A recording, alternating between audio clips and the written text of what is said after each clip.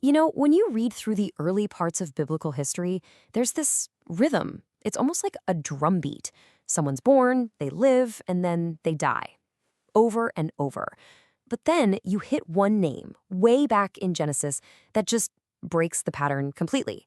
So today, let's talk about Enoch, the man who kind of cheated death. And it all hinges on this one super mysterious verse. It's so short, almost cryptic, and there's nothing else like it, right? Everybody else gets the same send-off, and then he died.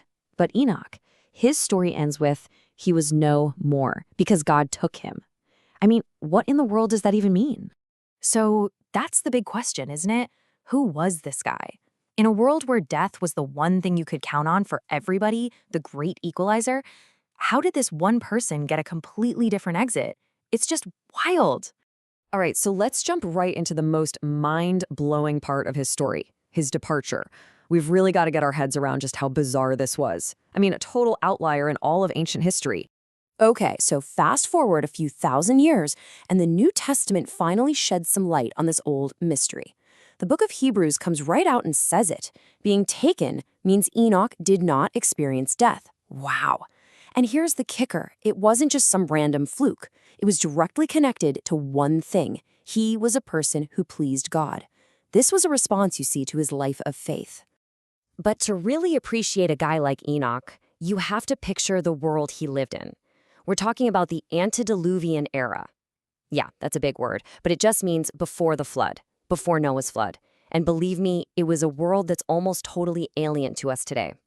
And this timeline here kind of puts him on the map for us. He's right there in the thick of that really early history. He's the seventh patriarch starting from Adam. Now, that's not just some trivia question, you know? It shows how connected he was to the very dawn of humanity. He was living in a time, well, it was a time of legends, where people lived for hundreds and hundreds of years, passing stories down through generations. And listen, this wasn't some kind of golden age, far from it. The moral vibe of the planet was just getting darker and darker. The whole world was spiraling into corruption and violence. I mean, that quote from Genesis is just bone-chilling, isn't it? Every inclination of the thoughts of the human heart was only evil all the time. Wow. So evil wasn't just an option, it was the default setting. And it's against that incredibly grim backdrop that Enoch's story stands out so much. So get this, Enoch lived for 365 years. Now you might be thinking, wait, that's kind of young, especially when his neighbors were living to be over 900. But that number, 365, is actually pretty cool. Think about it, there are 365 days in a year, right? So many people see his life as this perfect, complete circle, a full life lived completely in step with the Creator. So what was his secret? What made this guy so different? Well, the Bible boils it all down to just 4 simple but incredibly powerful words. Enoch walked with God. That phrase, that's everything. It's the absolute heart of his story. So let's unpack what that really means. And this slide just shows it so perfectly. Look at this. On the one side, you've got that solemn drum beat of Genesis, right? So-and-so lived this long, and then he died. The next guy lived that long, and then he died. It's this relentless, predictable rhythm of death. But then you get to Enoch, and bam! The pattern is completely shattered. His story suddenly isn't about how long he lived, it's about how he lived. So, okay, what does it actually mean to walk with God? Obviously, we're not talking about taking a literal hike. It's an old Hebrew expression, and it's all about a deep, constant relationship. It's this idea of living in continuous fellowship, like a steady companion, always there. Your whole life is just oriented toward trust and obedience. And get this, Enoch did this for 300 years. And the foundation for all of this, the engine that powered that 3-century-long walk, was faith. That's the key. It's the one ingredient that makes all the difference.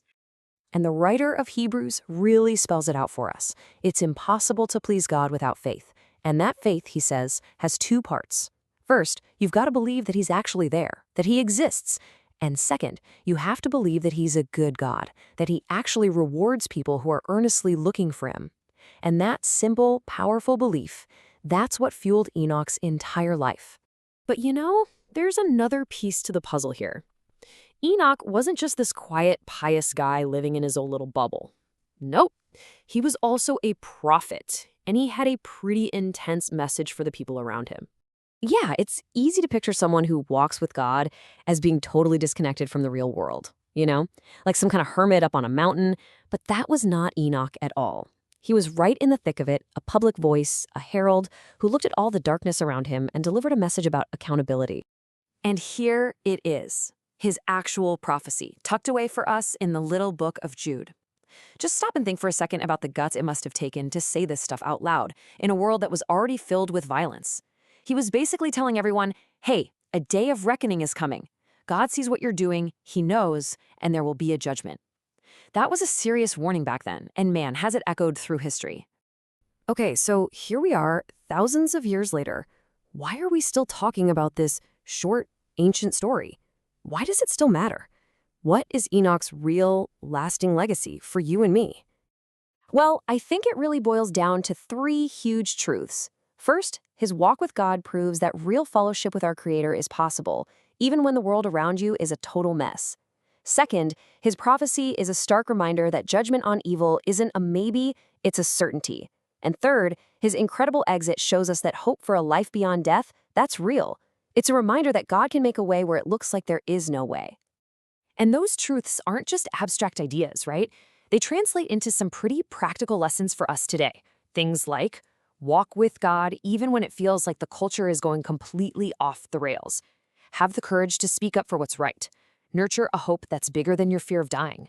Think about the next generation. Practice that generational faithfulness. And maybe most importantly, live with your eyes open, alert for the Lord's return. So when you get right down to it, Enoch's story isn't just some dusty historical footnote. It's more like an invitation. You see, his life didn't end with a period. It ended with a destination. He just walked with God. And then one day, he kept walking right on into God's presence. And that leaves us with a really big question, one that we all have to think about. What does it mean for us, for you and me, to walk with God, right here, right now?